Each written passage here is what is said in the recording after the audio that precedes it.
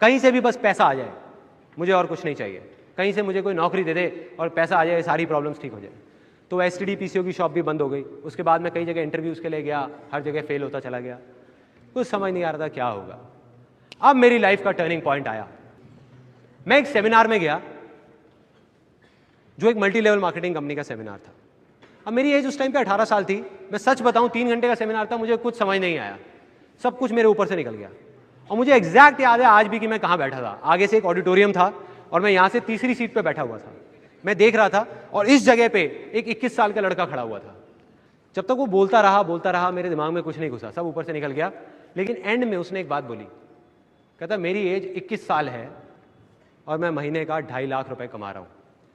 उसमें उन्होंने क्या किया होता, उस चेक की बड़ी सी फोटोकॉपी कराई हुई और स्टेज पे खड़े हो गए ऐसे दिखा रहे थे। अब मैं वहां बैठा हुआ जीरो गिन रहा था, 1 2 3 4 5। मेरे दिमाग में आ रहा था, मैंने कहा ये तो सच में कमा रहा है 2.5 लाख रुपए महीने का। मेरे तोते उड़ गए, दिमाग फट गया मेरा। मैंने ये देखा था जिंदगी में कि भैया 10-15 हज़ार रुपए के लेवल पे पहुंचने में भी सालों लग जाते हैं, और यहां दूसरी तरफ एक लड़का है मेरे जैसा ही जो कह रहा है कि मैं 2.5 लाख रुपए महीने का कमा रहा हूं। और वो एक सेकंड लगता है, एक सेकंड, वो सेकंड था मेरी जिंदगी का। अंदर से चीख निकली। मैंने कहा कि अगर ये लड़का कर सकता है जो देखने में बिल्कुल मेरे जैसा है, अरे तो मैं क्यों नहीं कर सकता? मैं क्या कोई दूसरे प्लेनेट से आया हूं? मैं क्यों नहीं कर सकता? अगर इसके लिए आसान है तो मेरे लिए भी आसान है। मैं भी कर सकता हूं, कर सकता हूं। और जैसे ये 2 वर्ड्स आए मेरी लाइफ में, जैसे ही अंदर तक मैंने मान लिया कि सब कुछ आसान है, तो मेरे अंदर चेंजेस आने शुरू हो गए। जहां पहले मैं बोलता था कि अरे मुश्किल है, कुछ नहीं हो सकता, हमारा तो टाइम ही खराब चल रहा है, पता नहीं क्या होगा, मैं बोलने लग गया अरे अब आप देखो मैं क्या करता हूं, अरे 2-2 लाख के चेक तो ऐसे ले आऊंगा, कंपनियां खड़ी कर दूंगा, अभी आप देखते जाओ, अभी आपको पता नहीं है क्या होने वाला है। और सब बोलने लग गए थे कि संदीप तो पागल हो गया है। अब ये एक बहुत मजेदार पॉइंट है, जब भी आपको लोग बोलने लग जाएं कि आप पागल हो गए हो, तो आप समझ जाओगे आप सही ट्रैक पे हो।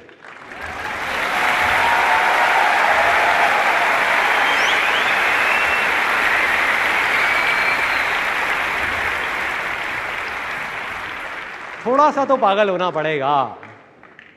वही हुआ, मैं पागल हो गया, अजीब अजीब बातें करने लग गया। मतलब अंदर से मुझे लगने लग गया बहुत आसान है।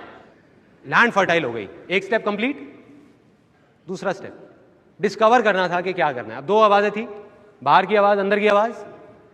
मैं उस आदमी को जिसको मैंने स्टेज पे देखा था, उसको देख करके मैं सोच रहा था कि मुझे ऐसा बनना है। वो ये कर रहा है तो मैं भी यही करूंगा और मैं 2.5 लाख रुपए कमाऊंगा। मेरा इंटरेस्ट नहीं था, मेरे अंदर की कोई आवाज नहीं थी, सब बाहर की थी। तो मैं वहां 20-25 लोगों को लेकर के गया उस कंपनी में, एक ने भी ज्वाइन नहीं किया। और जिनको लेकर के जाता था वो मेरा और ज्यादा मजाक उड़ाते थे कि भाई कहाँ लेके गया था तू, और वे कहते थे तेरा 2.5 लाख का चेक आएगा, उसमें थोड़ा हमें भी दे दियो।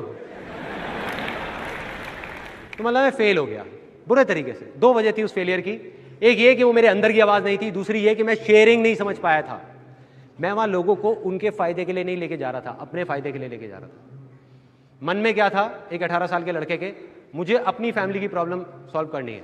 भाड़ में गए ये लोग, तो मैं लोगों को बेवकूफ नहीं बना पाया। तो अब ये जो मैं फेल हुआ, वो मेरी अच्छी किस्मत थी या बुरी किस्मत? बुरी है, अच्छी कैसे हुई? उस टाइम के हिसाब से तो बुरी किस्मत है ना। लेकिन यही बेवकूफी है, क्योंकि बुरा तो कुछ है ही नहीं इस दुनिया में, क्योंकि जो होता है अच्छे के लिए होता है।